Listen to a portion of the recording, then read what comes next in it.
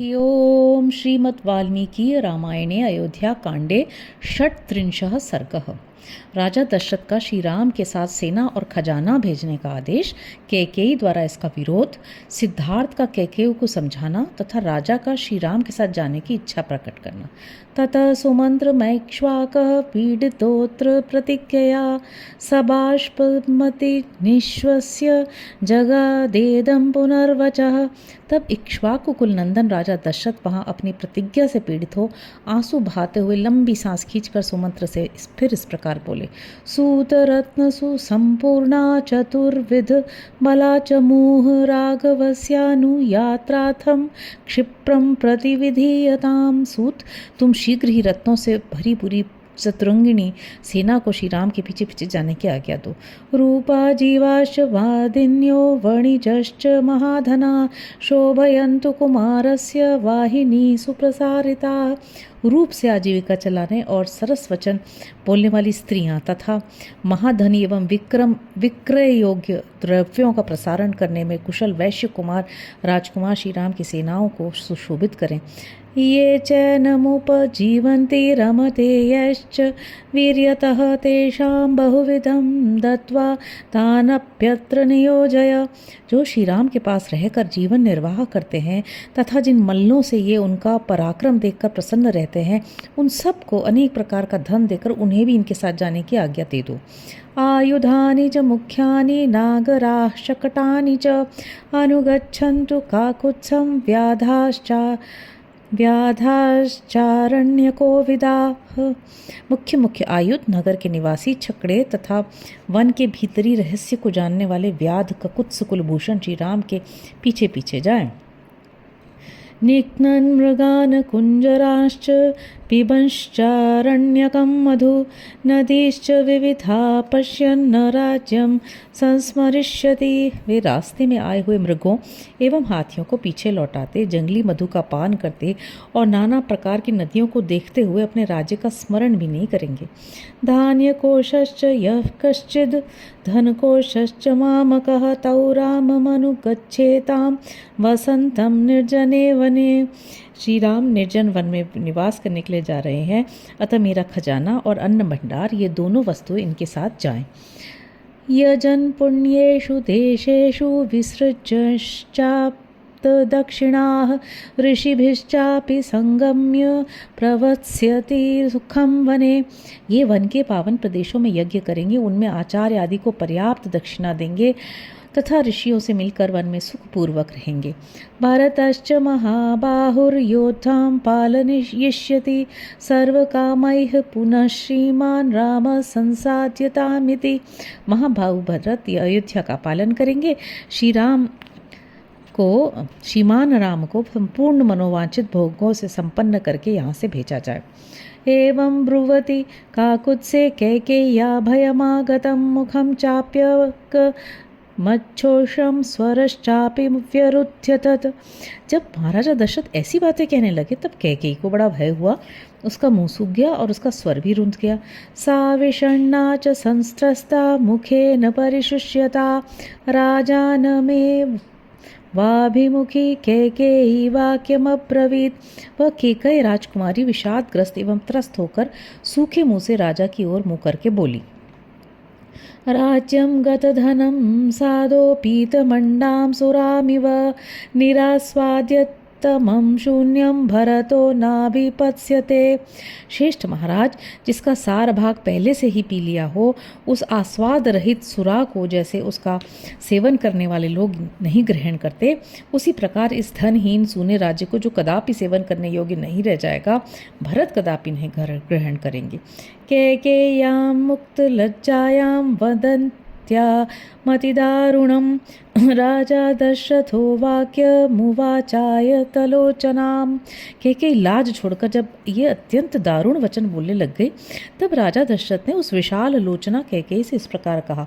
वहन्तं किं तुदसीमां नियुज्य धुरिमाहिते अनार्ये कृत्यमारब्धं किं न पूर्वमुपारुधा।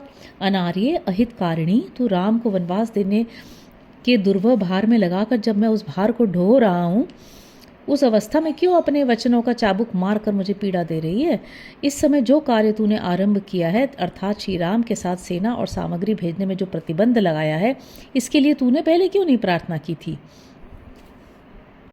तस्यैतत्क्रोधसंयुक्तमुक्तं श्रुत्वा वराङ्गना कैकेयी द्विगुणं क्रुद्धा राजानमित्मब्रवीत्। राजा के क्रोधयुक्त वचन सुनकर सुंदरी कैकेयी उनकी अपेक्षा दूना क्रोध करके उनसे इस प्रकार बोली, तवैव वंशे सगरो ज्येष्ठ पुत्रमुपारुधत् असमंज इति ख्यातं तथायं गन्तुमर्हति। महाराज, आपके ही वंश में पहले राजा सगर हो गए हैं, जिन्होंने अपने ज्येष्ठ पुत्र असमंज को निकालकर उसके लिए राज्य का दरवाज़ा सदा के लिए बंद कर दिया था। इसी तरह इनको भी यहाँ से निकल जाना चाहिए। एव मुक्तोऽधिकित्येव राजा दशरथो ब्रवीत् व्रीडितश्च जनः सर्वसा च तन्नावबुध्यत। ऐसा कहने पर राजा दशरथ ने कहा, धिक्कार है। वहाँ जितने लोग बैठे थे वे सभी लाज से गड़ गए, किंतु कैकेयी अपने कथन के अनौचित्य को अथवा राजा द्वारा दिए गए धिक्कार के औचित्य को नहीं समझ सकी। तत्र वृद्धो महामात्र सिद्धार्थो नामतः शुचिर्बहुमतो राज्ञ कैकेयीमिदमब्रवीत्। उस समय वहाँ राजा के प्रधान और वयोवृद्ध मंत्री सिद्धार्थ बैठे थे। वे बड़े ही शुद्ध स्वभाव वाले और राजा के लिए विशेष आदरणीय थे। उन्होंने कैकेयी से इस प्रकार कहा, असमंजो गृहीत्वा तु क्रीडत पथिदारकान् सरव्यां सरैवां प्रक्षिपन्नप्सु रमते तेन दुर्मति।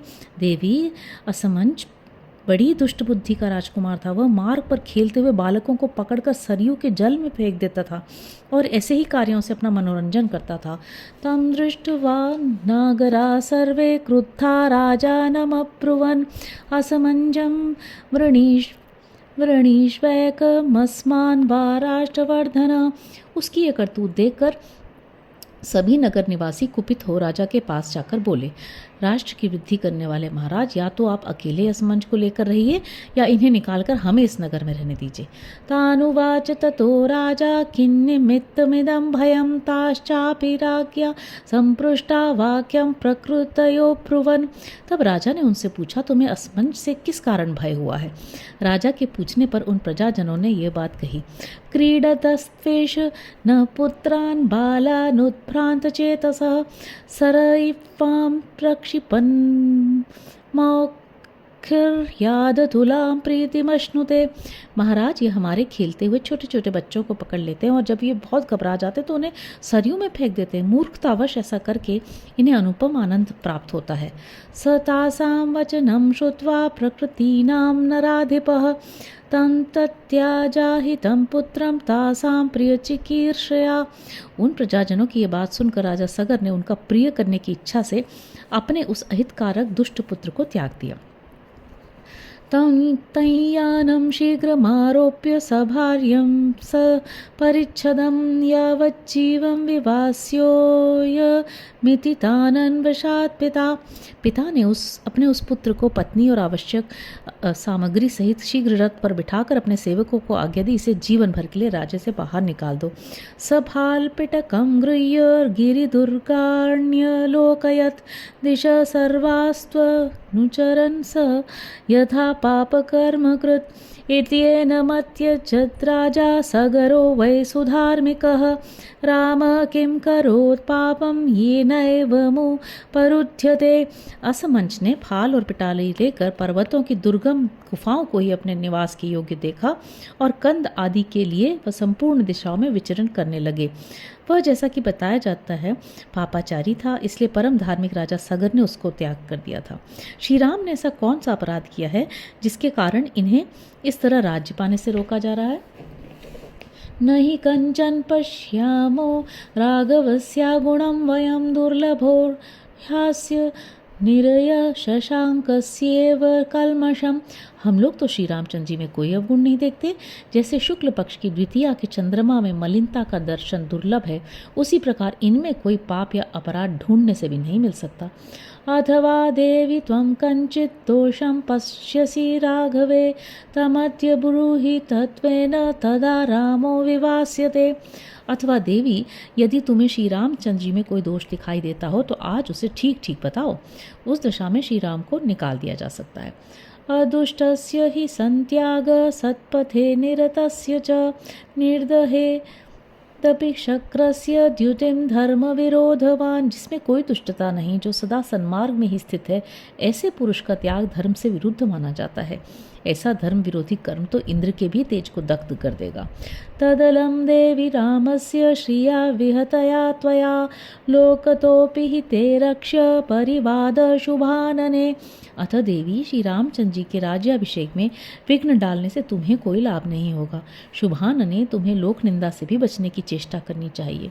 श्रुत्वा तु सिद्धार्थवचो राजा शान्ततरस्वरः लोक शोकोपहतया वाचा केकेयीमिदमब्रवीत्। सिद्धार्थ की बातें सुनकर राजा दशरथ अत्यंत थके हुए स्वर से शोकाकुल वाणी में केकई से इस प्रकार बोले। एतद्वचो नेच्छसि पापरूपे हितं न जानासि ममात्मनोऽथवा आस्थाय मार्गं कृपणं कुचेष्टा चेष्टा हिते साधुपथादपेता। पापिनी, क्या तुझे ये बात नहीं रुचि? तुझे मेरे या अपने हित का बिल्कुल ज्ञान नहीं है। तू दुखद मार्ग का आश्रय लेकर ऐसी कुचेष्टा कर रही है। तेरी ये सारी चेष्टा साधु पुरुषों के मार्ग के विपरीत है।